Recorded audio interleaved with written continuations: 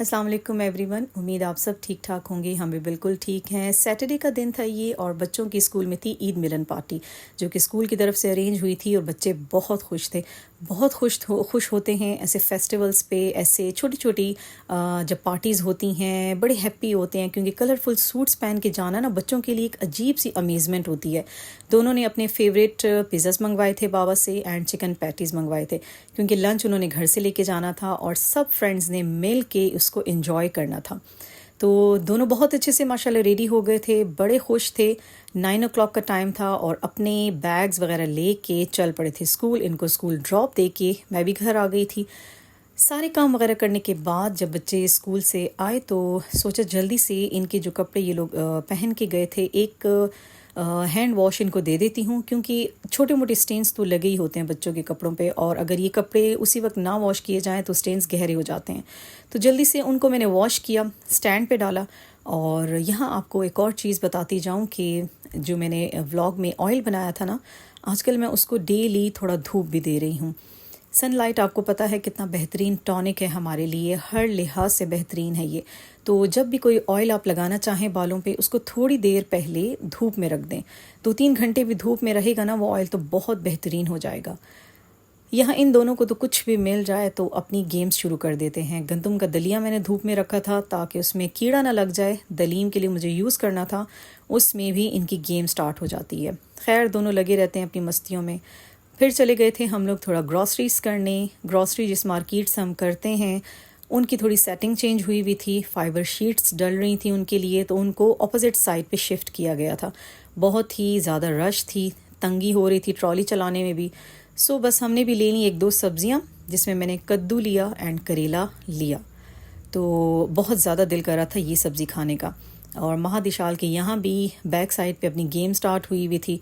दोनों बहुत अच्छी सी कंपनी एक दूसरे को देते हैं। उनको देख के मुझे अपना बचपन याद आता है जैसे मैं और मेरी बहन अपना टाइम स्पेंड करते थे।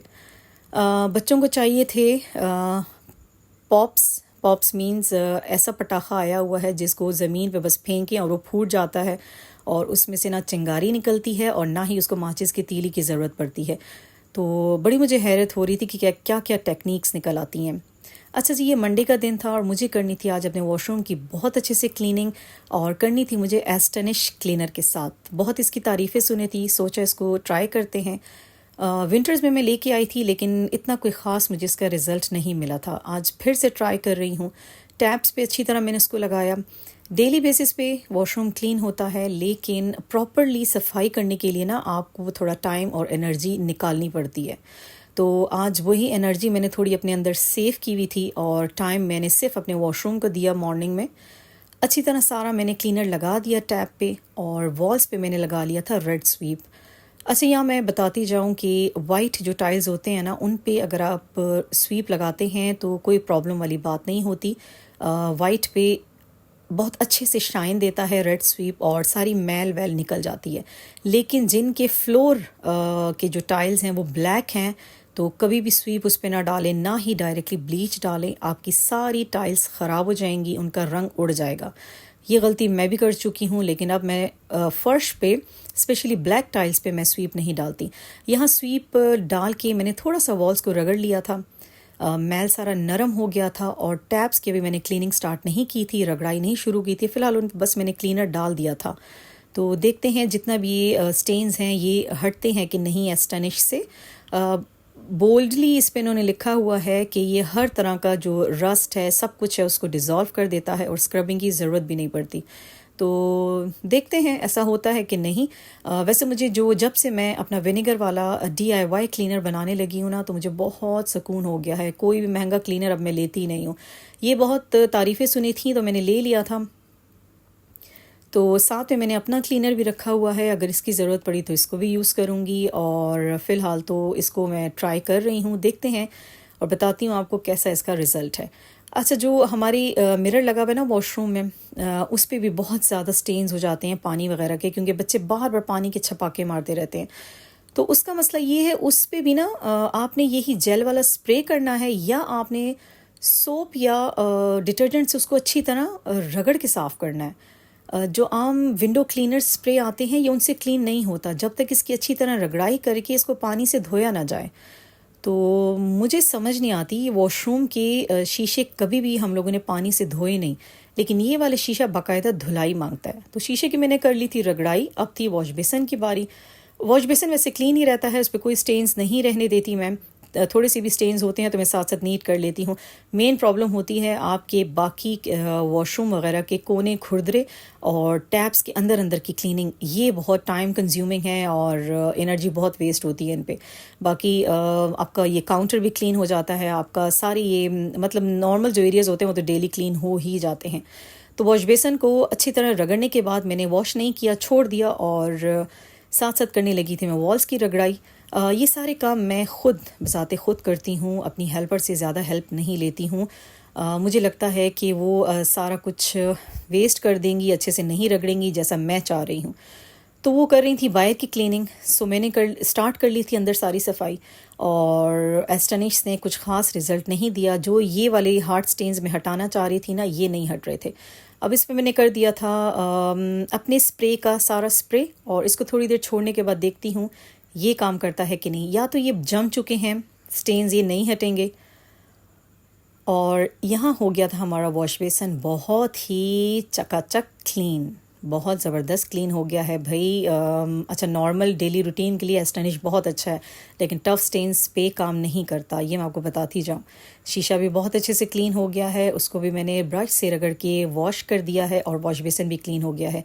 हेल्पर आ गई थी, उसने कहा बाजी आपने तो कर लिया सारा काम, अब मैंने क्या करना है। मैंने कहा ऊपर से जो मिरर रह गया है वॉश करना, आप उसको वॉश कर दें, और नीचे जो थोड़ा सा फ्लोर की क्लीनिंग रहती है बस वो आप कर देना। अब जी मैं शुरू हो गई थी इस पाइप की रगड़ाई, करते करते करते बहुत टाइम हो गया, और ये एक जॉइंट पे जो स्टेन था ना, ये निकलने का नाम नहीं ले रहा था। बस मैंने इसको छोड़ दिया और देखेंगे फिर इसके साथ, क्योंकि अब टाइम नहीं था, बच्चों के आने का भी टाइम हो गया था। हेल्पर ने नीचे नीचे ब्रश लगाई, सारी अच्छी तरह नीचे की वॉल्स को क्लीन कर दिया, ऊपर सारा मैं कर चुकी थी और ठीक हो गया था, साफ़ लग रहे थे। शॉवर भी क्लीन लग रहा था एंड ये सारा पाइप भी क्लीन हो गया था। वॉश बेसन भी बहुत अच्छे से साफ़ सुथरा हो गया था। तो अभी फ़िलहाल मेरे पास ब्लीच नहीं थी, नहीं तो मैं पानी में ब्लीच ऐड करवा के नीचे फ्लोर को अच्छे से और भी क्लीन करवा देती, क्योंकि स्वीप मैं फिर ब्लैक टाइल्स पे नहीं डालती हूँ। ब्लैक टाइल्स पे भी रेड स्वीप ना डालें, और कभी भी ये टैप्स वगैरह पे ना डालें, टैप्स का भी फ़ौरन रंग उड़ा देता है स्वीप। तो जो सिरका सोडे वाला हम लोग DIY क्लीनर बनाते हैं ना, वो बहुत बेस्ट है। अच्छा, यहाँ मेरे क्लीनर में सोडा भी ऐड नहीं था, शायद इस वजह से भी स्टेन नहीं जा रहा था, क्योंकि ये मैंने बनाया हुआ था किचन के टाइल्स के लिए, उसके लिए तो सोडे की ज़रूरत ही मुझे नहीं पड़ी। सिंपल मैंने जेल एंड सिरके के साथ बनाया था। सो खैर हो गया हमारा किचन, वॉशरूम क्लीन हो गया। बहुत मैं सेटिस्फाई हो गई, इतने में बच्चे आ गए और बच्चे भी बहुत हैप्पी थे। उनको मिली थी स्कूल की तरफ से ये सैशेस जिस पे फ़लस्तीन के फ्लैग बने हुए थे, और पाकिस्तान का झंडा भी था कोने में, और बीच में जो फ़लस्तीनी रुमाल सा लेते हैं ना, उसका कुछ प्रिंट बना हुआ था। वहाँ तो अपने हेड पे बांध के आया था, और अभी शर्मा रहा था, वीडियो के सामने बांध नहीं रहा था अपने सर पे, और ईशाल ने जैसे स्कूल में पहनाया गया था उसको, वैसे मुझे पहन के दिखाया। बहुत अच्छी ये बात है कि स्कूल की तरफ से बच्चों को फ़लस्तीन के बारे में बताया जा रहा है, बहुत अप्रिसिएशन है भाई ये।